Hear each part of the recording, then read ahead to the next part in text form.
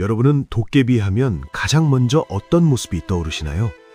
머리에는 뾰족하고 날카로운 뿔이나 있고 울퉁불퉁한 붉은색 근육질 문매에 호피무늬 팬티를 입고 손에는 험악한 가시가 박힌 쇠방망이를 든 무시무시한 괴물의 모습. 아마 이 영상을 보시는 분들의 10중 8구는 이런 이미지를 단번에 떠올리셨을 겁니다. 어릴 적 우리가 닳도록 읽었던 전래동화책 사파에서도 텔레비전에서 방영되던 만화 영화에서도 도깨비는 늘 그런 기괴한 모습이었으니까요.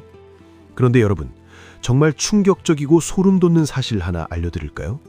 여러분이 평생 동안 의심 없이 한국의 전통 도깨비라고 믿어왔던 그 모습, 사실은 우리의 진짜 도깨비가 아닙니다. 단언컨대 우리의 옛 문헌이나 진짜 구전설화 그 어디에도 뿔이 달리고 호피 팬티를 입은 괴물은 존재하지 않았습니다.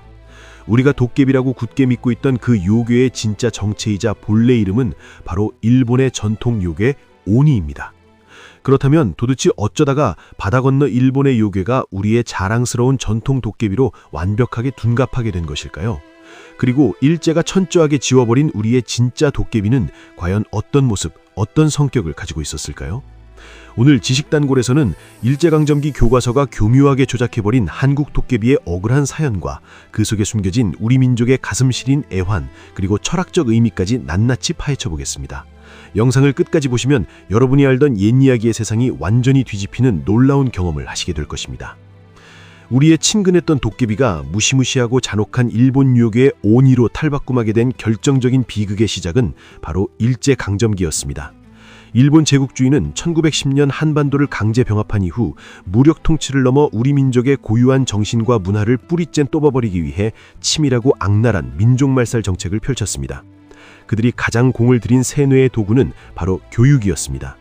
1915년 조선총독부는 조선의 아이들을 일본 천황의 충성스러운 신민으로 길러내기 위해 보통학교 국어독본이라는 교과서를 편찬합니다. 그리고 이 교과서에 일본의 전통 전래동화였던 고부토리 지산, 즉 우리에게 너무나 익숙한 혹부리 연감 이야기를 번역해서 그대로 실어버립니다. 이 대목에서 치명적인 역사적 왜곡이 발생합니다. 혹부리 연감 이야기에 등장하는 요괴는 본래 불교의 지옥에 사는 무서운 나찰이나 야차에서 유래한 일본의 악귀 오니였습니다. 오니는 머리에 뿔이 솟아있고 짐승의 가죽으로 만든 옷을 입으며 사람을 잔혹하게 괴롭히거나 잡아먹는 공포의 대명사입니다. 그런데 일제는 이 오니를 조선의 교과서에 등장시키면서 그 이름을 은근슬쩍 조선인들에게 친숙한 도깨비라는 단어로 번역해버린 것입니다. 당연히 교과서 사파에는 뿔 달리고 가시방망이를 든 흉측한 오니의 모습이 그대로 그려졌습니다. 학교 교과서라는 공식적인 매체가 가지는 파급력은 실로 무서웠습니다. 이 교과서를 통해 글을 배우고 자라난 수많은 조선의 어린아이들은 책 속에 그려진 무서운 오니의 모습을 자신들의 고유한 전통 도깨비로 철석같이 믿으며 자라나게 되었습니다. 더욱 안타까운 것은 해방 이후에도 이러한 일제의 문화적 잔재가 제대로 청산되지 못했다는 점입니다. 해방 후 한국의 출판사들은 일제강점기 때 만들어진 교과서의 사파와 이야기를 아무런 비판의식 없이 그대로 베껴다 출판했습니다.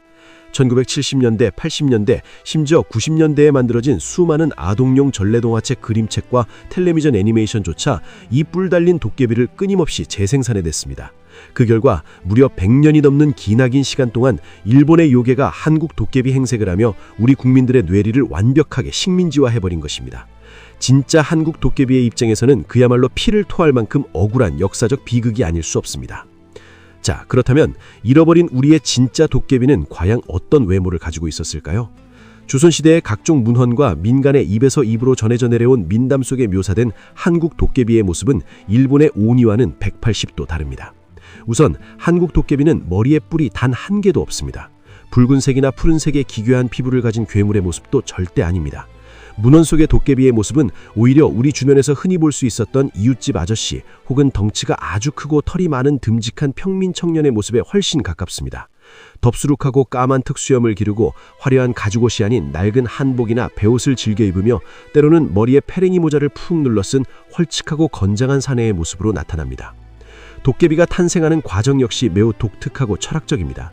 일본의 오니가 원래부터 지옥에 사는 악귀거나 짐승이 요괴로 변한 것이라면 우리의 도깨비는 주로 사람의 손때가 듬뿍 묻은 오래된 물건에서 태어납니다. 수십 년 동안 마당을 쓸다 몽당 빗자루가 돼버려진 빗자루, 달코 다른 집신, 아궁이를 쑤시던 부직갱이, 곡식을 빻던 절굿공이나 채 같은 아주 일상적인 생활 도구들의 세월의 흔적과 주인의 넋이 스며들면 그것이 밤의 생명력을 얻어 도깨비로 변한다는 것입니다. 이를 민속학적 용어로는 참물 도깨비라고 부릅니다. 우리 조상들은 비록 생명이 없는 무생물이나 버려진 낡은 물건 하나에도 영혼이 깃들 수 있다고 믿었고, 그 물건들이 밤이 되면 살아 움직이고 사람들과 소통한다고 생각했습니다. 정말이지 로맨틱하고 따뜻한 생명 존중의 연상력이 아닙니까? 성격 또한 악귀인 오니와는 전혀 다릅니다. 오니는 인간을 해치고 사육하는 것을 즐기는 끔찍한 공포의 대상이지만, 한국 도깨비는 인간의 피나 살을 원하지 않습니다. 오히려 인간을 몹시도 좋아하고 곁에서 함께 어울려 놀고 싶어하는 친근하고 장난기 많은 존재입니다. 도깨비들은 주로 어두컴컴한 밤이 되면 고개마루나 마을 어귀에 나타나 지나가는 나그네의 길을 턱하니 막아섭니다. 그리고 사람을 괴롭히는 것이 아니라 뜬금없이 나와 씨름한 판하자 라며 바짓가랑이를 붙잡고 늘어집니다. 씨름에서 이기면 군말 없이 길을 비켜주지만 지면 이길 때까지 밤새도록 사람을 붙들고 놔주지 않으며 놀자고 쪼르는 아주 집요하면서도 아이 같은 귀여운 구석이 있습니다. 도깨비는 워낙 힘이 장사여서 웬만해서는 정면 승부로 이기기 힘들지만, 오른쪽 다리나 왼쪽 다리 중 한 곳이 비어있는 약점이라서 그곳을 걸고 넘어지면 약한 인간도 쉽게 이길 수 있다는 재미있는 파해법도 전해집니다. 이뿐만이 아닙니다. 도깨비의 입맛은 아주 소박하고 섬인 그 자체입니다. 우리 도깨비가 세상에서 제일 좋아하는 음식은 피 뚝뚝 흐리는 고기가 아니라 고소한 메밀묵과 시원한 막걸리, 그리고 돼지고기 수육과 시루떡입니다. 또한 도깨비는 노래 부르고 춤을 추는 것을 미치도록 사랑하는 예술가적 기질을 가졌으며, 거짓말이라는 것을 할 줄 모르는 아주 순진무구한 성격의 소유자입니다. 누군가 급한 사정이 생겨 도깨비에게 돈을 빌려가면 그 사람이 어제 돈을 갚았는지 안 갚았는지 까맣게 잊어버리고 매일 밤 찾아와 어제 빌려간 돈 갚으러 왔다 하며 또 돈을 놓고 가는 어수룩한 면모도 보여줍니다. 그래서 우리 옛 이야기 속에는 이런 도깨비의 한없이 맑고 순진한 성격을 이용해 부자가 된 꽤 많은 평민이나 가난한 농부의 이야기가 수없이 많이 등장하는 것입니다. 그렇다고 해서 도깨비가 마냥 우스꽝스럽고 만만한 존재는 결코 아닙니다. 도깨비는 인간의 능력을 아득히 뛰어넘는 엄청난 신통력을 가진 신령스러운 존재이기도 합니다. 이들은 하룻밤 사이에 산 하나를 통째로 옮겨버리거나 거대한 연못을 메워버릴 수 있는 기적 같은 힘을 가졌습니다. 특히 도깨비들이 항상 들고 다니는 도깨비 방망이는 누군가를 때려 죽이는 살상용 쇠방망이가 아닙니다. 두드리면 원하는 물건이 무엇이든 뚝딱 튀어나오는 생명과 창조의 신비한 요술지팡입니다. 금 나와라 뚝딱, 은 나와라 뚝딱 주문을 외치며 방망이를 치면 산더미 같은 금은 보화가 쏟아지는 것이죠. 전통사회에서 도깨비는 백성들에게 재물을 가져다주는 부의 신이자, 바다에 나가면 풍어를 기원하게 하는 용왕의 사자, 그리고 전염병과 애군으로부터 마을을 지켜주는 강력한 수호신의 역할을 동시에 수행했습니다. 그들은 백성들을 못살게 구는 탐관어리나 탐욕스럽고 악독한 부자에게는 기상천외한 방법으로 몹쓸 병을 주거나 재산을 몽땅 빼앗아 혼쭐을 내줬고, 반대로 가난하지만 착하게 살아가는 평민, 억울한 일을 당해 눈물 짓는 평민들에게는 은밀히 찾아가 도깨비 방망이를 두드려 금은 보화를 안겨주고 인생 역전을 시켜주는 철저하고 통쾌한 권선징악의 심판자였습니다. 이러한 도깨비의 복합적인 특성을 가만히 들여다보면 우리는 그 이야기 속에서 팍팍했던 조선시대 서민들의 간절한 염원과 삶의 애환을 고스란히 읽어낼 수 있습니다. 엄격한 신분제의 억압 속에서 아무리 뼈 빠지게 일해도 가난의 굴레를 벗어날 수 없었던 힘없고 약한 백성들, 그들은 자신들을 착취하고 괴롭히는 양반과 부자들을 통쾌하게 박살내주고, 억울한 자신들에게는 따뜻한 위로와 일확천금의 횡재를 안겨줄 강력하면서도 친근한 절대적인 구원자가 필요했습니다. 하늘 저 멀리 닿을 수 없는 곳에 있는 엄숙하고 권위적인 옥황상이나 부처님이 아니라 당장 오늘 밤이라도 동네 어귀에서 막걸리 한 사발에 메밀묵을 썰어 나눠 먹고 덩실덩실 어깨춤을 추고 씨름 한 판 진하게 당길 동네 현 같은 친근한 신, 그것이 바로 우리 민족이 상상력으로 빚어낸 영원한 안식처, 도깨비라는 존재의 진정한 의미입니다. 여러분, 지금까지 저와 함께 살펴본 우리의 진짜 도깨비 이야기 어떠셨나요? 머리에 난 흉측한 뿔과 가시 박힌 쇠방망이라는 가짜 껍데기를 한 겹 벗겨내고 나니까 너무나도 정겹고 훈훈하며 우리네 할아버지, 아버지의 주름진 얼굴을 닮은 듬직한 존재가 그 안에 숨쉬고 있지 않습니까?